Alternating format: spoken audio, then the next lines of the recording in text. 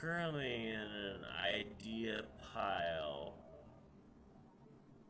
state for the second Adventure Basics collection,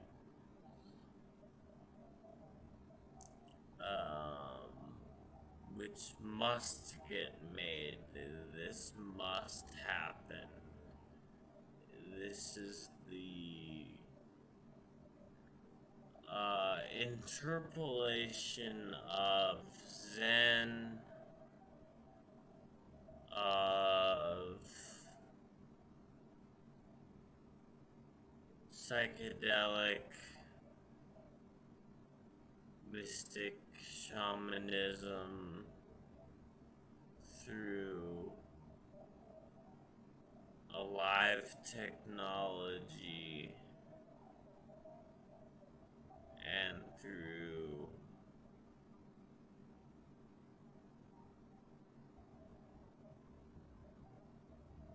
the parable. Parable's the only word that is able to convey what I'm doing with the adventure format here. So this session is a draft for where we go. I've crafted the first session of Stanley. Someone was fooling Stanley is the title of this series. It was very, very clear that was the title. Right away, it was instantly apparent someone was fooling Stanley. Is what describes what I'm doing with Stanley Parable and philosophy, education.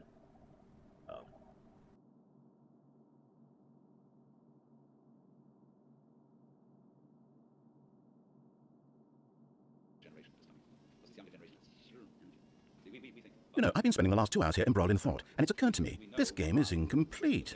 It's missing something. It still doesn't have that oomph. What is it, I thought to myself? What could possibly be missing from this incredible experience? And then in a moment of rapture, as though delivered by angels, it came to me. Before this moment, I was blind, but those days are behind us. I now understand the true manifestation of this game. It needs a puppy.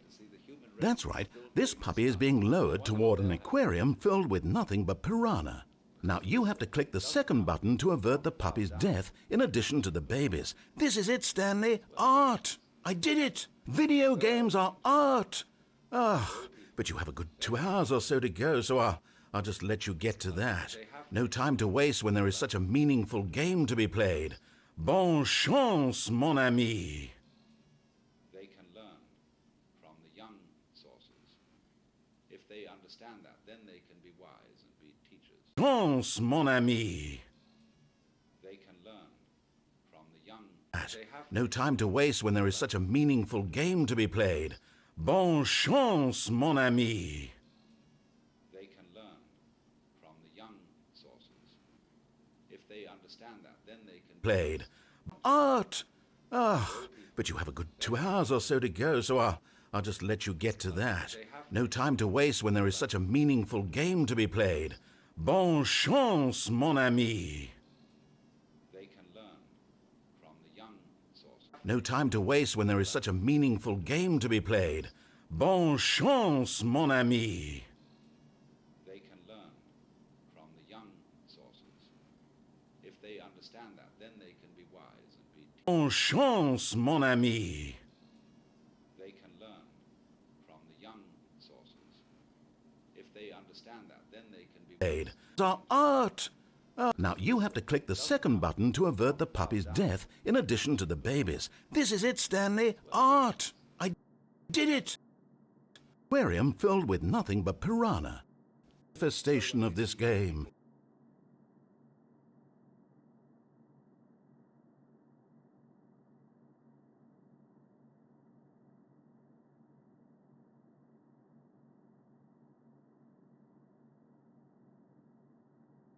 It needs a puppy.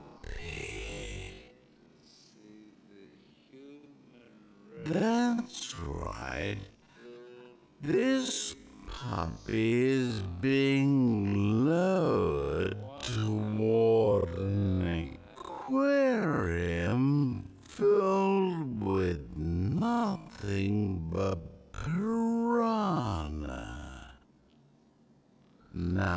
you have to click the second button to avert the puppy.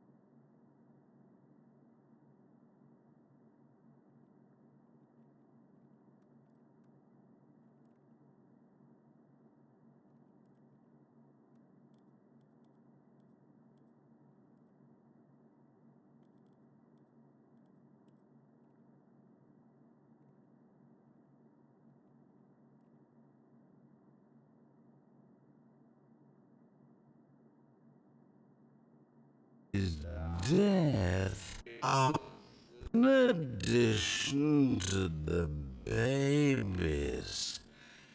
This is it, Stanley. Art. I did it.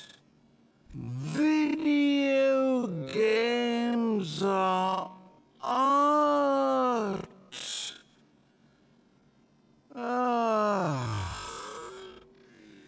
But you have a good 2 hours or so to go, so I'll just let you get to that. No time to waste when there is such a meaningful game to be played. Bonne chance, mon ami.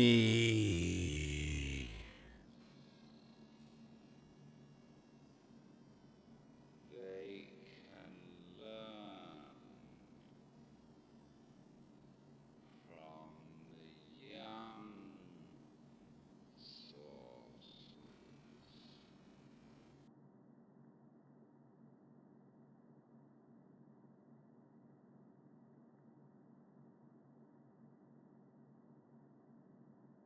Sup.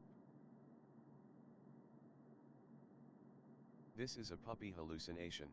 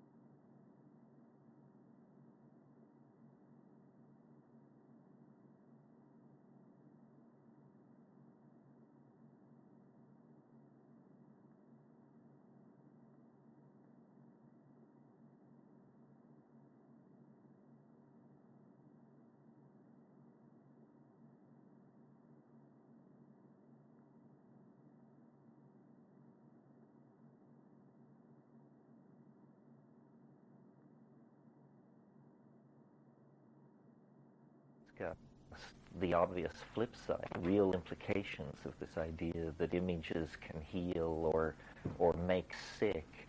You'd have some kind of theory of propaganda or social control. And I don't know, the great images of the 20th century have probably been largely damaging. Ideas like the German idea of the master race, or the Soviet ideal of Soviet man, or even the American ideal of the Ward Cleaver nuclear family. But I'm not sure, is that what you mean by...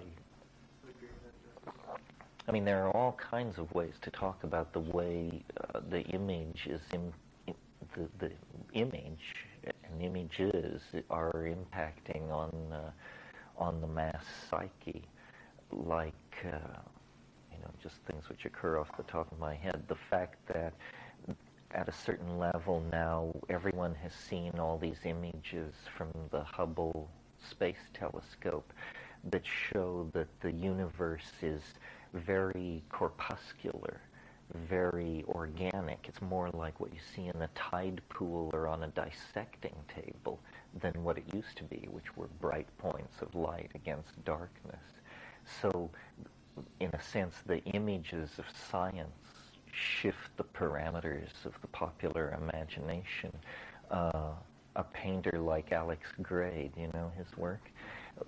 Creates a permission to image the human body simultaneously as a biological system, an energy system, a system of Kabbalistic and mathematical energies. Well, science in the 20th century, I mean, and before to some degree, but certainly in the 20th century, has permitted all kinds of imaginary worlds to be entertained in the popular imagination, because most of the explanations of science involve things you can't see, hear, feel, taste, or touch. In other words, electrons, photons, electromagnetic fields, gradients of concentration, a whole conceptual vocabulary, none of which is experiential. And so our minds are permitted, and in fact can't avoid, shifting level and having all kinds of information on one level available on another level, like the popularity of quantum physical metaphors to explain large-scale events in daily life, synchronicity and telepathy and stuff like that. And there are other sources for the image, but every time I go to New York, I was just there before I came here, I go to the Met and to MoMA and see whatever's showing. And modernism, which used to be this like virtual reality that I walked around in all the time, there was nothing but modernism, is now something I visit in a museum. I mean, it's confined inside these buildings to some degree. It's on a pedestal. And I feel, it feels good to me that modernism is over. And what it means to me is that the value of the image has, or I don't know, value, maybe medium. The medium in which the image is most at home has changed from material, paint, wood, glass, steel, plastic, acrylic, to light. And it's a huge watershed. And it's maybe the biggest watershed in the entire career of the image, because since Lascaux forward, it's always been about applying pigment to surfaces. It's always been about material, and now suddenly it's about something else. And then, of course, we could talk about things like the artist's relationship to the public through how the new tools that empower the new art to be created also empower it to be communicated in ways that nobody could ever imagine before. Decommodifying it at the same time that it removes the middleman. So you get the collapse of an academy. Well, the academy collapsed 100 years ago, but you get the collapse of any kind of official cultural canon at all, where you have then... You heartless bastard! Did you do it because you environment hate babies, or purely to spite me? competing Because if it's the styles, latter, well, I don't know what which to is- do. which I'm seems to completely me out of like what ideas. art has I been can't more think of and a single there thing that hasn't might been a improve the coherent experience for me. I'm not school even going to in try. I'm out. philosophical I'm depth out. I'm done. in It's art over. since Thank you for playing. Your input was extremely valuable. Oh, hey, since my game was so awful, why don't we play someone else's game, just to ease the pain? Let's see. What do we have here? Yes, this seems like it'll work. Let's give it a shot. Photoshop, obviously, but then modeling. I mean, the thing proceeds in stages. There's first the manipulation of the painterly image, essentially an electronic canvas that allows you to do all kinds of things with great facility. Then the next level is modeling, to three-dimensionally build objects that can be viewed from any point of view. And then the animation and texture mapping of these things, the placing them into environments, the setting up of tracking paths and all this, which sounds very technical, but the rate of collapse of this toward sheer intuition, so that essentially the tools that allow you to model and animate become almost lead pencil simple, is happening. And, you know, everything electronic is trying to add dimensionality to itself. So the computer that was text-based tends to want to speak. The image that was two-dimensional wants to be three-dimensional. The three-dimensional image wants to move. And, you know, part of acquiring the full initiation of the culture at this point is learning how to do these things, because what it means is you then have tools to communicate your most important thoughts, the ideas that you're willing to take time enough to model and create, are conveyed with real force and power. And right now, of course, it's very clunky, but I think what it means is that the very enterprise of communication among human beings is transforming in some way. And we've been at this for a while. The first telegraph lines were strung around 1819. The telephone became a common object of the upper class around 1900. But the rate of acceleration and the dimensionality and definition and fidelity of these processes all has increased exponentially. So really the task of communication, instead of saying, well, you learn to speak, you acquire 90% of your language skills by age 5, we're just going to have to say you acquire 90% of your language skills by age 30. And by then, you know, you can model, animate, code, all this sort of thing. I mean, human-machine interfacing as a prerequisite to the creation of art has been going on for a long time. It's just going to affect more and more people. Like, you know, how the creation of a movie is such a massive thing in terms of manpower, capital, and technology before you ever get to the story, the actors, and the art of it. But that is essentially everybody is going to become their own director.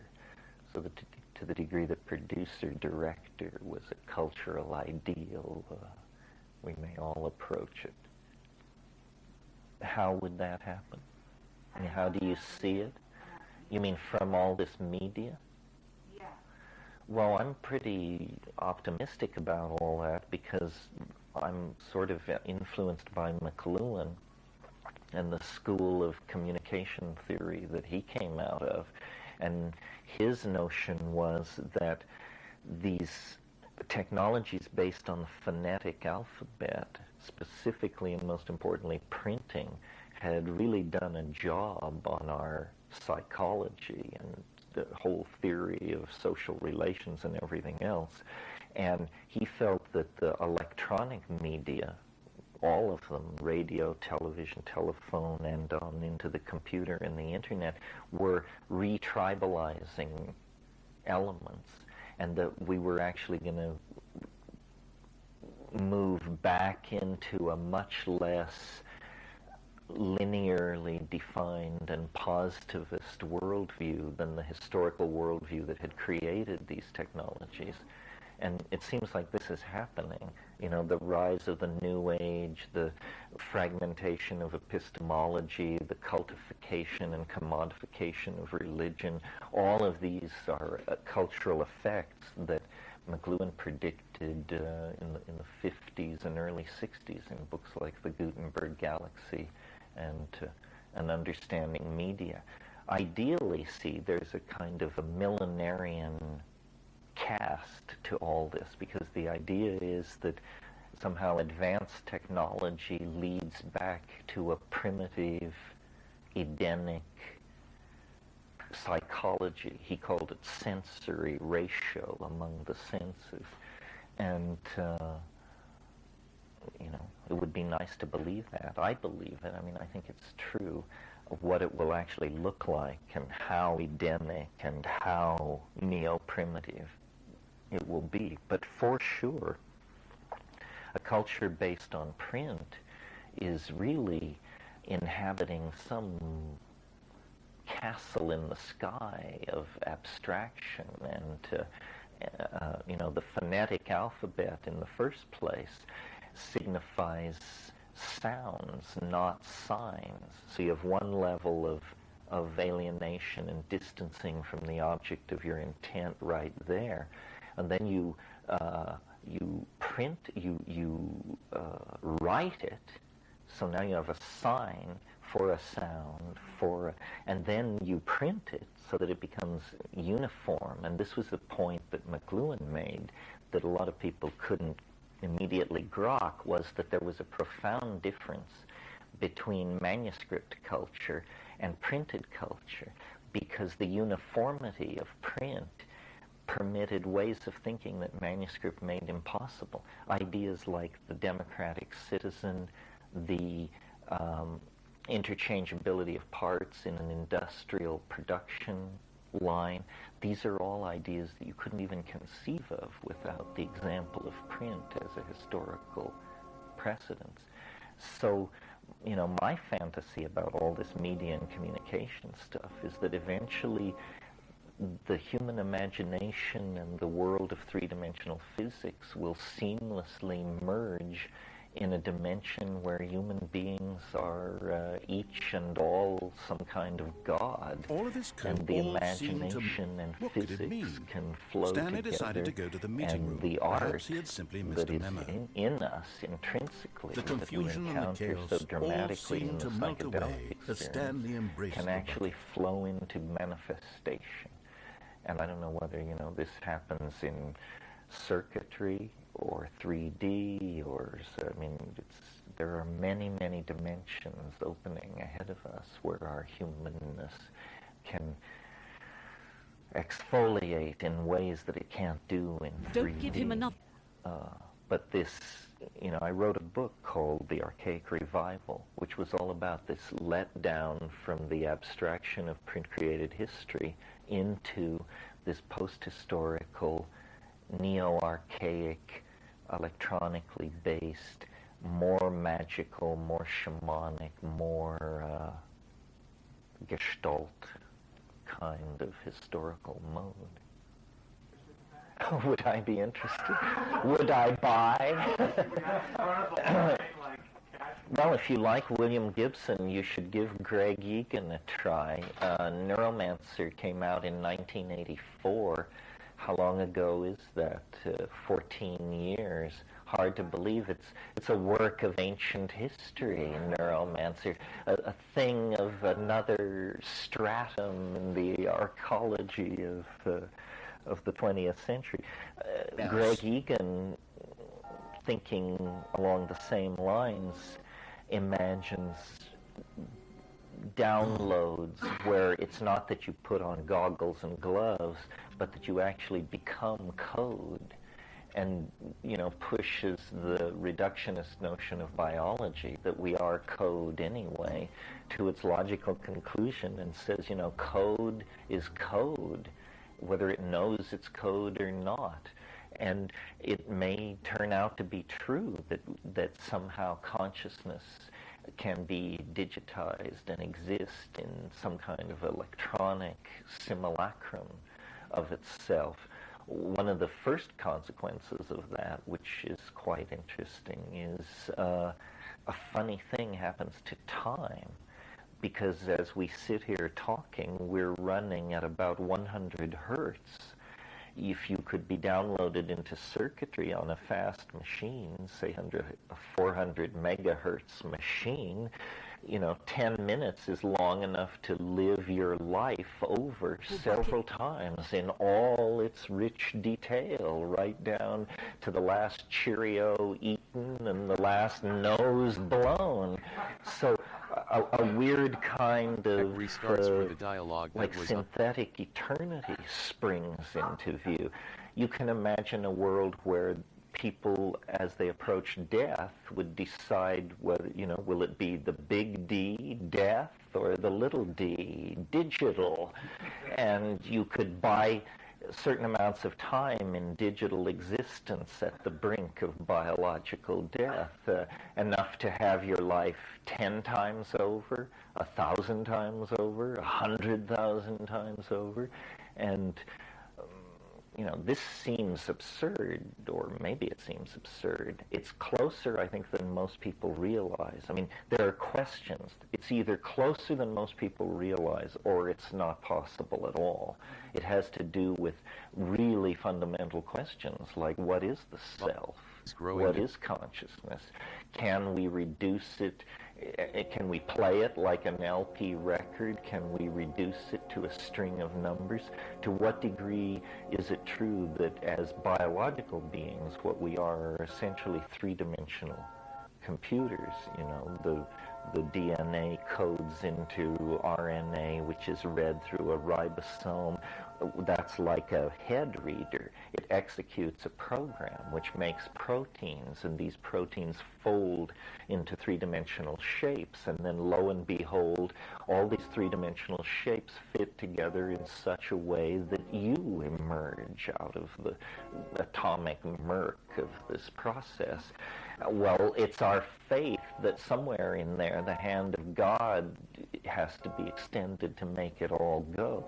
But there are hardcore materialists who say, that's just romantic nonsense, the sort of romantic nonsense they've been chasing down for centuries and nailing to the barn door, and that a day will come when software will be sentient as you and I are sentient, and where machines of all sorts will routinely pass Turing tests, and other things, lie in the same time frame as that kind of stuff. In Egan's fiction, he's talking 25 to 30 years in the future for downloads of human consciousness into circuitry. He's also talking about artificial life, artificial intelligence, sentient software, software which knows it's software, but which also has some deeper grasp of its existential dilemma somehow. And this whole question, what's happened is we come into the 20th century, or much of the discussion of the 20th century in the sciences was around the working out the implications of the universe viewed as something made out of space, time, matter, energy, magnetic fields, so forth and so on, and the equations for this and the relativistic transforms and all this were worked out. Well, meanwhile, people like Norbert Wiener and what's his name? I can't remember. Well, it will come to me. But Norbert Wiener, the author of Cybernetics primarily, began around 1948 to advance the idea that information was an important concept, and that in fact information could be opposed to the idea of entropy. Entropy was a well-established notion in physics, and was very friendly to schizophrenic existential novel writing of the sort that you get in Gravity's Rainbow. Over the whole last half of Gravity's Rainbow, it's the idea of entropy that basically drives Roger Slothrop around the bend. So thermodynamic entropy, a concept out of physics that basically says everything falls apart. Ultimately, everything, all order gives way to disorder. All unity gives way to disunity. The end state of the universe will be a dark, cold, homogeneous, low energy nothing. But Norbert Wiener and these other people began to talk about information as some kind of countervailing force, and that systems, to be systems, to come into existence and maintain their systemic integrity, had to express themselves through information. And this intuition, was spectacularly confirmed in 1950 when DNA was characterized and they began to understand how it works. And, that these codons are coding for these amino acids, that it's an information conservation and transfer system. And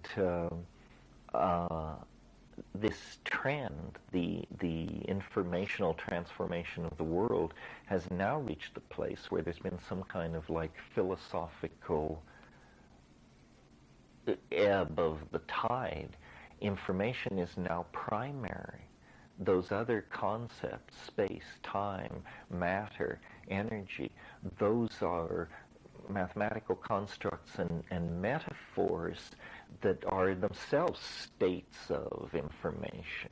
So it's like we've overcome naive realism, which was this space-time matter-energy thing, the belief, that chemistry and physics, and that you could hypothesize an uninvolved observer and actually model based on that assumption and get some worthwhile thing back.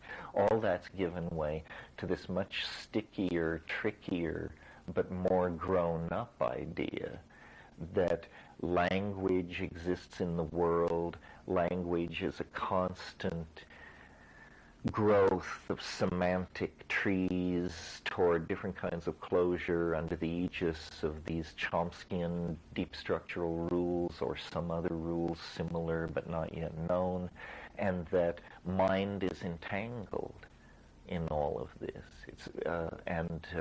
That nothing is what it appears to be, and that beneath everything lies this flickering quantum mechanical domain of reverse logic, counterintuitive forms of causal relationships, and that basically the whole thing is a thin smear of paradox, if it's anything at all. So the evolution of technology based on these insights and perceptions reinforces this idea. The theme being here, the rise of the power of the concept of information as a primary datum of being, as the primary datum of being. Well, so then everything turns into digitizable bits, numerically definable flows of data at every level, in biology, in your own body, in computer software generated by human minds that is in the extended culture at large. The whole thing begins to look like a kind of Gnostic descent into matter of an organizing principle that drives it or lifts it toward higher states of organization. And of course, we're part of this. I mean, we're the most spectacular part of this, human beings, human culture, and we're at a spectacular juncture with this, because these machines we're building, with 400 megahertz processors and that talk to each other endlessly over the internet, they are literally making time. They are making vast more time than biology could make or occupy. The event rate at which the cascades of biology succeed each other is so slow that in the megahertz range, looking back at that, it's like watching the motion of glaciers or the planets orbiting around the star. So these machines have carved open a new dimension of time, the micro-physical dimension, not travel into the future, but a weird kind of explosive expansion of the now through the conjuring rod of electronic circuitry. And that's just one aspect of what crossing the boundary into machine domains of time and relationships to machine intelligence would offer. But given that the business of the artist is to transform information, all of this is big news. How larger institutions of the culture deal with this is not my interest, but how individuals can, could, and should, in my opinion, deal with it is by really elaborating more compelling forms of art than anybody has ever seen. I mean, that's what we're clearing the decks for, is to really unleash the imagination on previously undreamed of scales. So any thoughts about that, or is that enough of all that? Well, as someone who's well, if you liked Photoshop, you should just keep going with, learn to use Premiere, and then there are many modeling programs and animation, and it's endless, as I'm sure you can imagine. But, just mastery of tools. I mean, we all have this idea that we shouldn't learn anything after the age of 30 or something like that. I don't think you can live like that anymore. I mean, I could spend, if somebody would pay me, I could spend all my time learning software, learning to do things better and to bring more control to my art, and the software is endlessly evolving, too. I mean, everything seems to be evolving together. I think you can never, the future is always more complicated than any ideological agenda imagined. So I overlooked something important So, here, that I fully right understand at this the moment, mechanic even of as this we're particular reaching toward path and virtual its branches. reality and immortality and whatnot, Okay, so there are people scarifying themselves in the rainforest tonight and beating the log drums, and nothing has changed. So yeah, it's really about stretching out over a broader and broader spectrum. I have no problem with the people scarifying themselves in the rainforest. I'm all for that. What I don't like is the bulge in the middle of the snake, where millions and millions of people are narcoticizing themselves on mall culture and television. I mean, I'm not going to launch a moral crusade to take away people's daytime TV watching, but I certainly think, that the basic thing is to build the tools, and then the smart people will use those tools to push the edge of novelty forward. And who are the smart people? So it is the edge. Well, it's not. It always has been. But it's. Kings and all that. Well, no, it's not an elite of class or an elite of money, although both of those things play into it. It's an elite of technological intelligence. There will be people in the slums of Shanghai who will be world leaders in this field simply out of their tenacious intelligence. that wonderful thing Gibson says in Neuromancer, the street finds its own uses for things. So in a way, it's the confounding of of the other forms of hierarchy. In other words, class-based institutions, money-based institutions,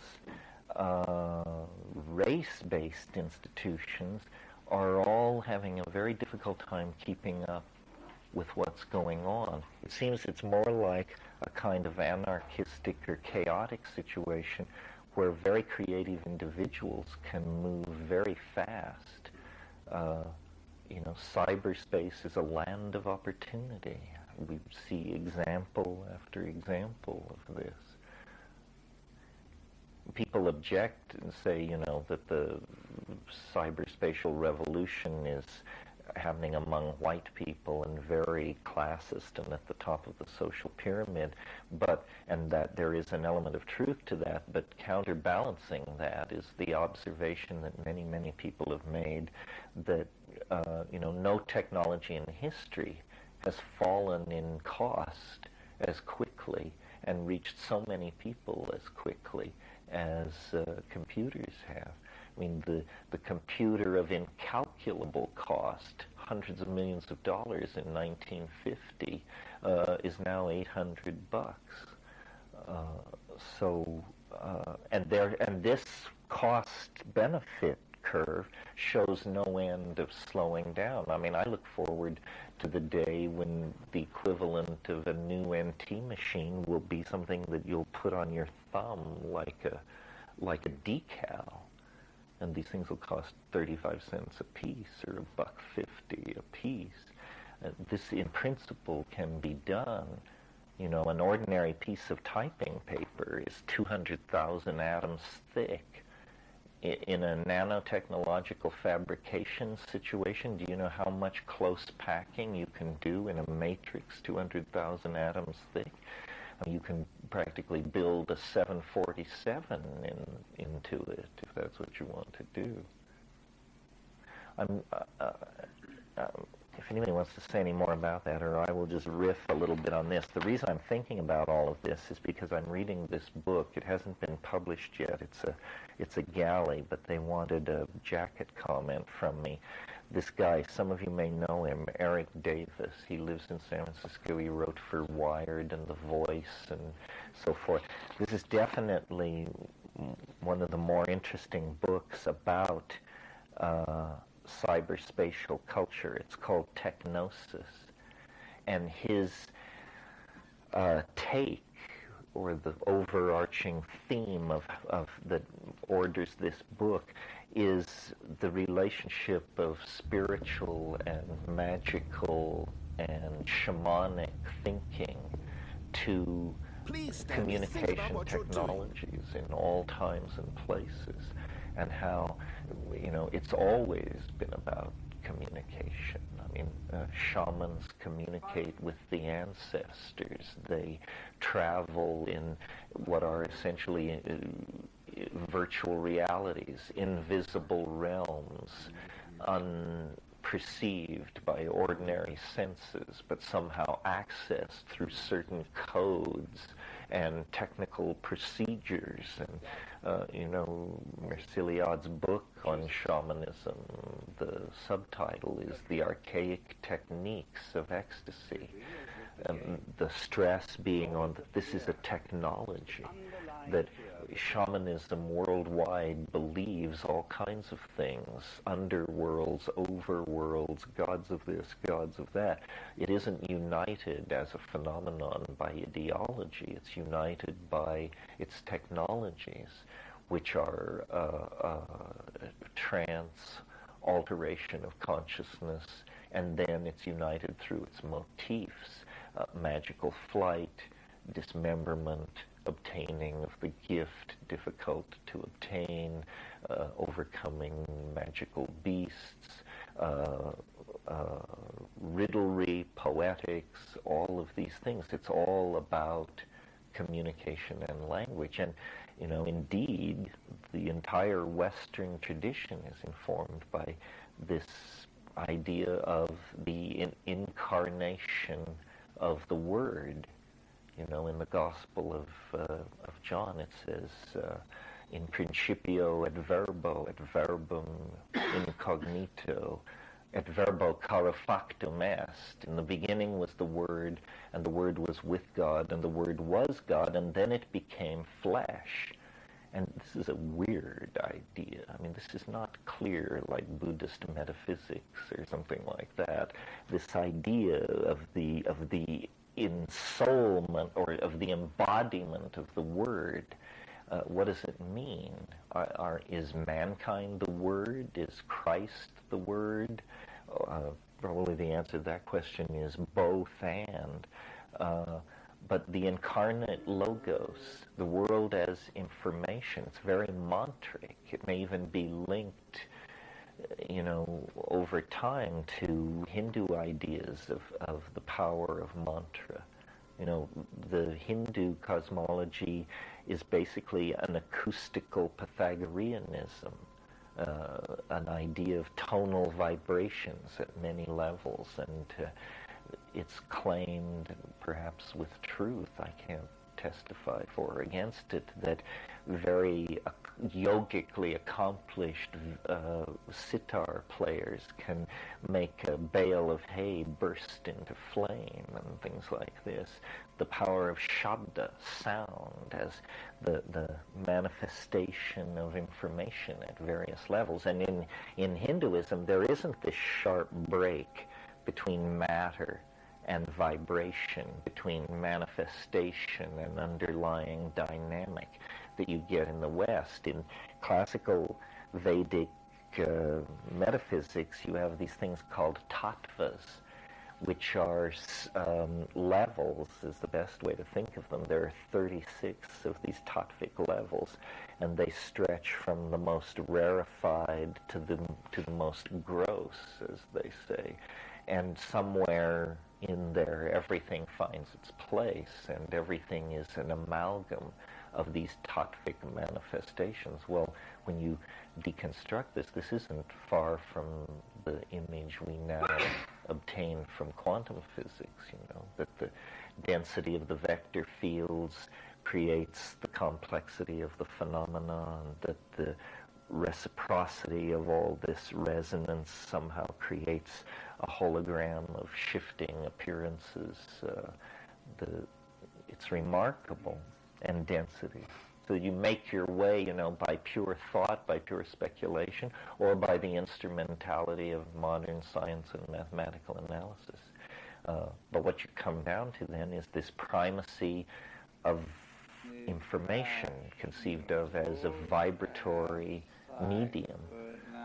One of the things going on that gives this another dimension, we've talked about it a little bit at other times in the past, but there have been developments even since the last time I was at Esalen, is this idea that it's now become very respectable in physics to talk about this thing called the Bell non-locality phenomenon, or Bell space, which is a form of connectivity that unites all space and time instantaneously, that underneath the fabric of ordinary appearances there is a kind of what mathematicians call a coextensive continuum, a continuum where all points are cotangent with all others.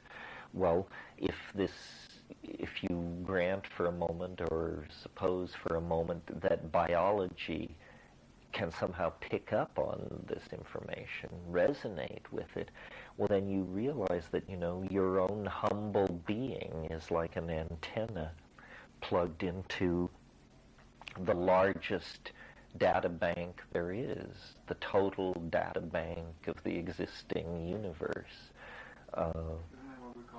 You mean to experience it all at once? Yeah, it's impossible to conceive of experiencing it all at once. It would be some form of super integrative intelligence. Enlightenment sounds good enough for it.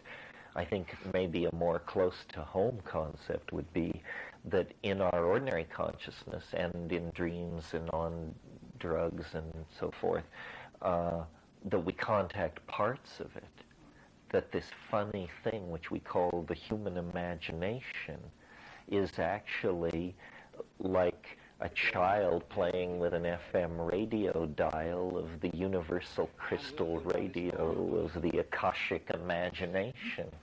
And these things that come and go in dreams and visions and so forth, many of them are non-Englishable. You know, you pour common language over them and it's like water on a duck's back. But some tiny percentage of them can at least be metaphorically captured. And so then when you tune into that station and you can hang on, you get to be William Blake or Dante or Max Ernst or, a downloader of a major coherent dollop of weird data that then the rest of us, like ants around the carcass of a cockroach, can inspect and put to our own, devour, put to our own uses. I'm interested in this thing about information because, one of the things that informs my work and, is all this stuff about time. But I've always had the sense that probably I was very naive about time myself, even as I formulated these historical collapse and expansion theories. And recently it's been put to me to think about imagine a cubic meter of space that is absolutely empty. No atoms, no plasma, no magnetic fields, no virtual fluctuations, no neutrino, an absolutely empty volume of space. Well, then imagine 10 minutes passing in that space. Well, then imagine 10 million years passing in that space. Well, then what's the difference? In other words, the point being that time is somehow, for it to exist, it depends on the referential deconstruction of relationships between events or particles or charges or something. If nothing is happening, no time is passing. Well, if that's true, then large amounts of the universe, time is not a concept until you interject it through the act of observing that particular part of the universe. In other words, time may be as rare a thing in the universe as matter. And we see how rarefied matter is, how little of it is spread between the stars. And that, in some sense, most of the life of the universe is almost flickeringly momentary in its endurance. It's only the atomic systems and the molecular systems derived from them that draw about themselves this prolongation of time through expression of happenstance. It's like the only way I can put it. I mean, when things happen, time springs into existence. When things are not happening, time is an unnecessary concept. Anybody have anything they want to say, or any question, or any... Economy. Well, if you're going to build an economy around a principle, it sounds like an infinitely expandable one is the one you want. Money is a precursor of information. It was very mysterious in the Middle Ages when people began to actually study money for the first time, to think, because the Jews had been allowed to handle money, but interest was considered a sin. It was usury, the sin of usury. And then in the Middle Ages, when the bourgeois middle class began to form in urban centers of Europe, they realized that money had this mysterious property, that it would grow, that it would create more of itself without anybody doing anything. And, you know, some people thought this was divine, and some people thought it was demonic, and people were very puzzled by this quality of money. What money is a symbolic commodification of value. Information is somehow the cousin of money, although yes, essentially in an information economy, everyone is selling intelligence, not in the sense of IQ, but in the sense of central intelligence agency. In other words, people are selling what they know that you don't, that you need to know to do something. It's the only kind of economy where capitalism has a future unless something quite radical happens, because one of the requirements of capitalism is an ever-expanding frontier of exploitable natural resources. Well, certainly the process of changing ignorance into understanding is an infinite frontier. You can mine that mountain range for generations and never make a dent. In fact, understanding is probably infinite, and since most of it remains at this point in time unelucidated, the task of intelligent life seems to be to organize inchoate nature into an understood phenomenon.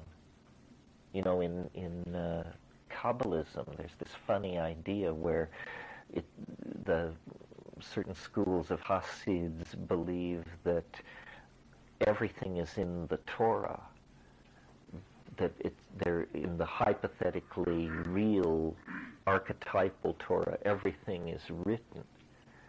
But then other rabbis say, well, then is there predestination? Are you saying that the future is written in the Torah? And they say, no, because beyond the moment of the present, the letters are scrambled. And so what time is like a moving edge of decipherment that takes the letter soup of the unorganized future and reveals what comes to pass. It's a very interesting and very cybernetic and information based idea. One of the points that Eric Davis makes in his book is it's astonishing how the ideas of late Hellenistic syncretism, the ideas flourishing in Jerusalem, Athens, Rome, and Alexandria from the 2nd to the 4th century AD, map over our own dilemmas and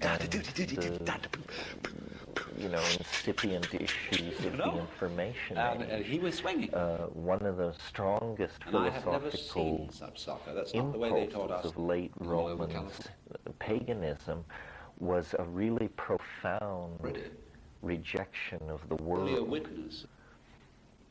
The world was seen as polluting, corrupt, demonic. The radical Neoplatonist intuition was that man had an immortal, an incorruptible light trapped within him, and that the release, and that this light came from outside this universe, that the creator of this universe was a demon, that we were inside an iron prison, this is a phrase they used, but that we were truly of the nature of this alien light that was outside of space and time, and that the soteriological enterprise, the salvational enterprise, was to release this light back into its higher and hidden source and get it away from the corrupting influence of the world.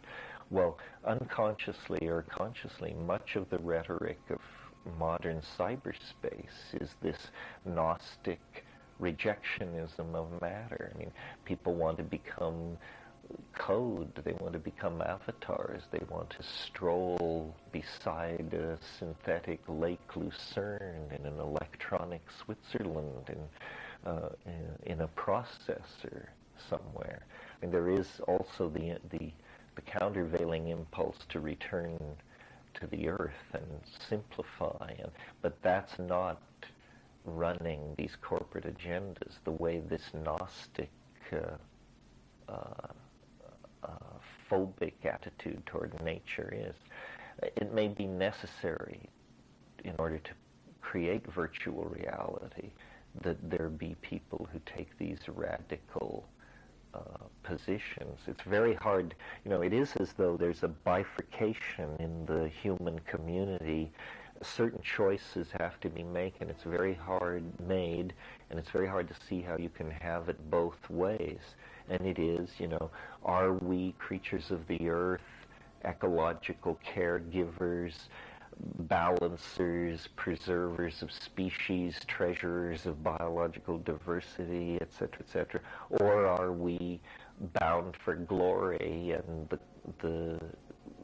the cost of getting traction to launch ourselves to the stars is probably the complete chewing up and destruction of one small planet that we should shed like a burst chrysalis as we reach outward toward Sagittarius. How can you have it both ways? And yet it's a fundamental choice for the species. Although, as somebody said earlier over here, it'll probably be always.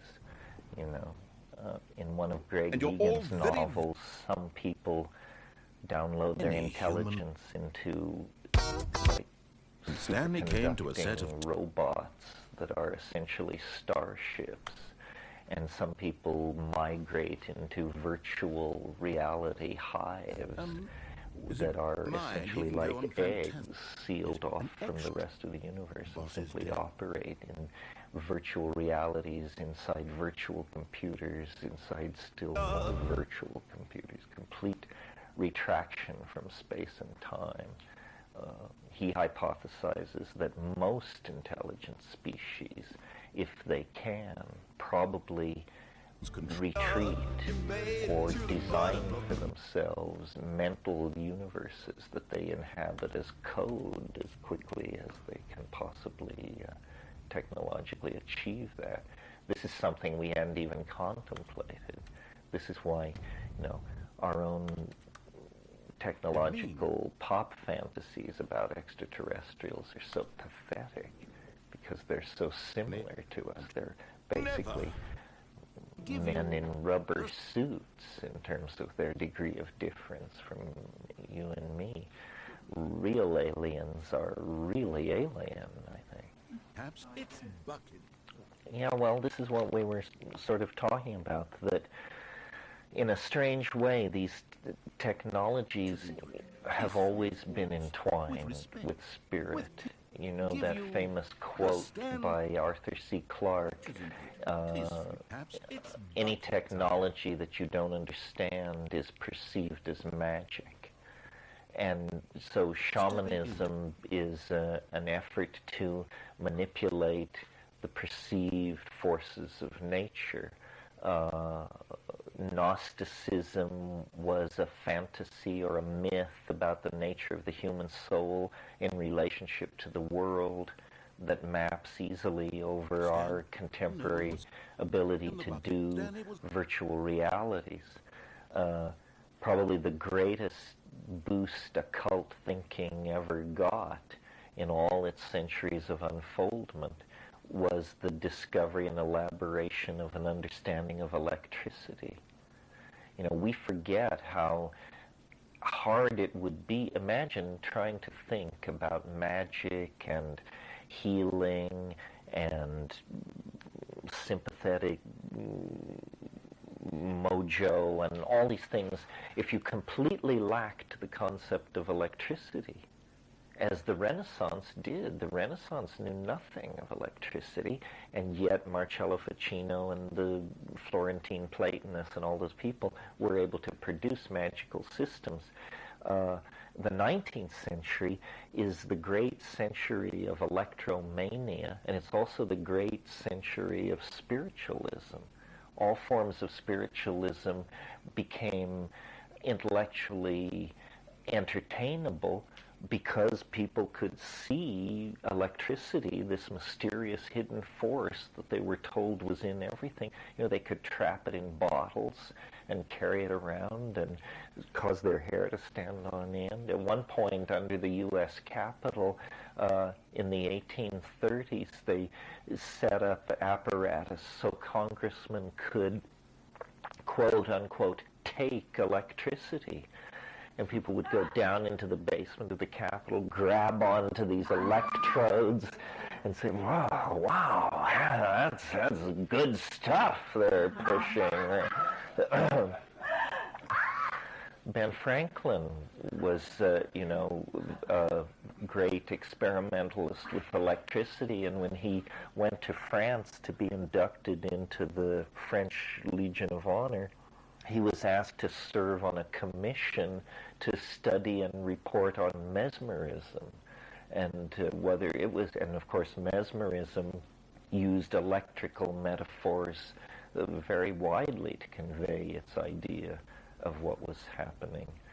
So, yeah, I think, magic has always striven for effects which technology has achieved. Marcilliade talks about this in a book called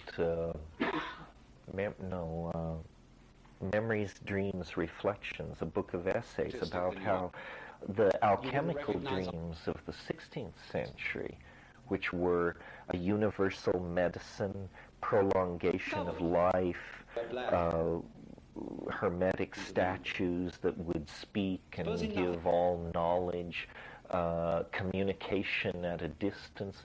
All of these things have been achieved in the 20th century through the application of a reductionist science. So it's almost as though the dreams of the occult are achievable, but only at the cost of abandoning the naive epistemology that lies behind it. So in a way, all magic is technology. That's what Clark was saying. And on another level, all technology is magic. It's not for nothing that that huge special effects company called itself Industrial Light and Magic. It's an understanding that the mundane, the industrial, the capital-based can still be combined with the magical. No, I don't know, spirit, my hope is that what these communication technologies will make more accessible to us and more corporeal, paradoxically, is our own imaginations. That we need to show each other the inside of our own heads and build art. I mean, my conviction of this comes from the fact that I know a lot about art. Probably you do too. I, spend time with it, go to museums, think about it, so forth and so on. And I've taken lots of psychedelics. And there's more art in my head, Joe Ordinary, than there is in half the museums on this planet. Well, how then, it's what's maddening is how narrow the reduction valve is. We've been making art for 5,000 years, and what have we got? We've got a few museums full of some nice stuff. But what have we got in our heads? 50,000 times more good stuff, but very hard to get out. And really hard to get out when you're carving it in diorite and granite and, but somehow this barrier between us and these realms of art, you don't even have to talk philosophy, you don't have to call it the Platonic realm of ideas or some higher empyrean, you just have to say beauty. There's a great deal of beauty on the other side of this tiny keyhole that we're looking through. And if technology gives us a way to open the door and all waltz through dancing, it seems to me that would be a spiritual renaissance. That what happens at a spiritual renaissance is, by some means, the collective soul becomes collectively known. Like in the Italian Renaissance, the invention of oil painting allowed great geniuses to portray the major themes moving in the archetypal unconscious of their patrons and the populations who viewed their paintings and themselves. And it's a shared epiphany.